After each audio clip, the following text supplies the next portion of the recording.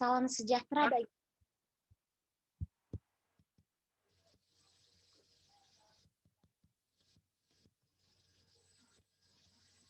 Perkenalkan, nama saya Elpi Mariana Gultom, NIM 180503401, kelas paralel semester 7. Di sini saya akan mempresentasikan mengenai ruang lingkup kearsipan. Di mana yang pertama, pendahuluan. Latar belakang masalah. Setiap organisasi, lembaga, dan instansi menghasilkan dokumen dan naskah-naskah dalam melaksanakan kegiatannya. Dokumen dan naskah hasil dari pekerjaan tersebut akan disimpan dan dikelola dengan baik agar mudah dalam menemukan kembali. Dokumen yang penting yang telah disimpan secara teratur tersebut disebut arsip. Arsip memiliki peran sebagai bahan perencanaan, bahan pertimbangan dalam pengambilan keputusan, bahan penyelamatan aset, perlindungan hak atas kekayaan intelektual, penyelesaian sengketa, perlindungan wilayah. Arsip juga mempunyai peranan yang sangat penting bagi kelancaran aktivitas organisasi atau lembaga, karena arsip dipergunakan sebagai sumber informasi dan sebagai alat pengawasan yang sangat diperlukan dalam setiap organisasi dalam kegiatan perencanaan, penganalisaan, pengembangan, perumusan kebijaksanaan, pengambilan keputusan, dan pembuatan laporan. Nah, yang selanjutnya kita masuk ke pembahasan. Pengertian arsip.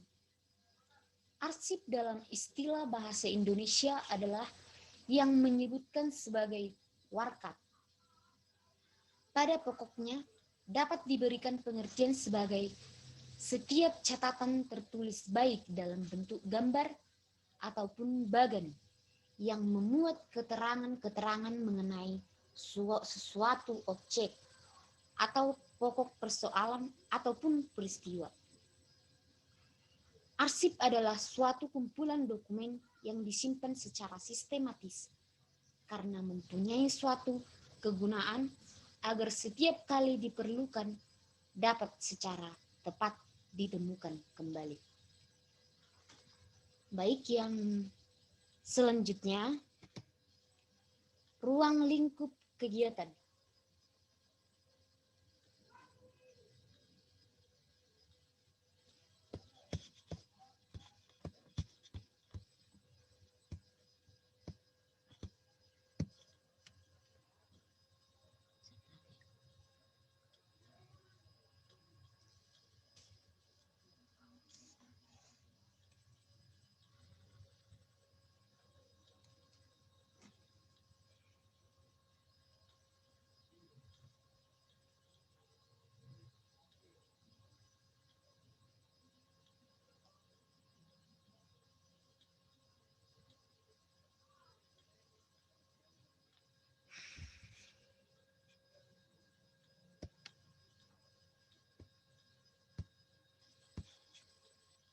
Ruang lingkup kegiatan-kegiatan kearsipan meliputi penerimaan.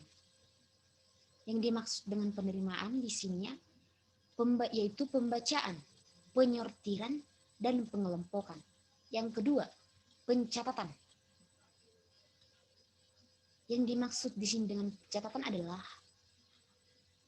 pencatatan dengan menggunakan perangkat seperti buku, agenda, dan lain sebagainya.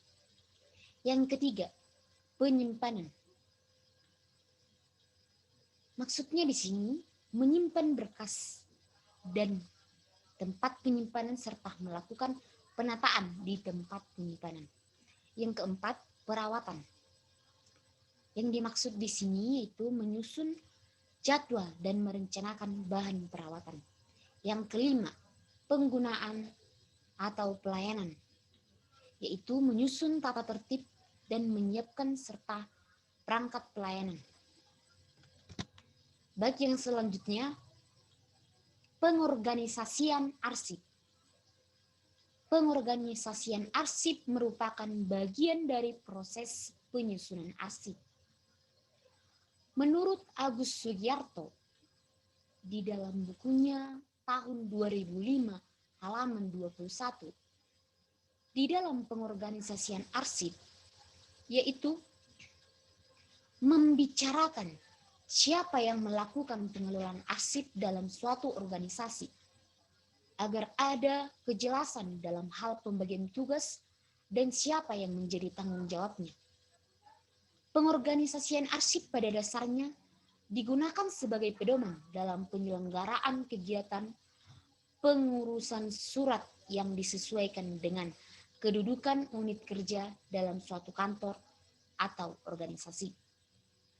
Dalam penyelenggaraan penyimpanan arsip, dikenal beberapa asas penyimpanan, yaitu sentralisasi, antara kombinasi dan sentralisasi, dan desentralisasi. Nah, kita lanjutkan. Maka kesimpulan dari makalah ini adalah, pada intinya, dalam arti sempit, arsip adalah kumpulan warkat atau surat yang disimpan secara sistematis. Dan apabila sewaktu-waktu dibutuhkan, bisa dengan cepat ditemukan kembali. Arsip dapat bermanfaat secara optimal bagi organisasi apabila dikelola dengan tertib dan teratur. Namun sebaliknya, apabila arsip dikelola dengan tidak tertib, akan menimbulkan masalah bagi suatu organisasi. Sekian presentasi saya. Jika ada kata-kata yang salah, mohon maaf. Sekian dan terima kasih.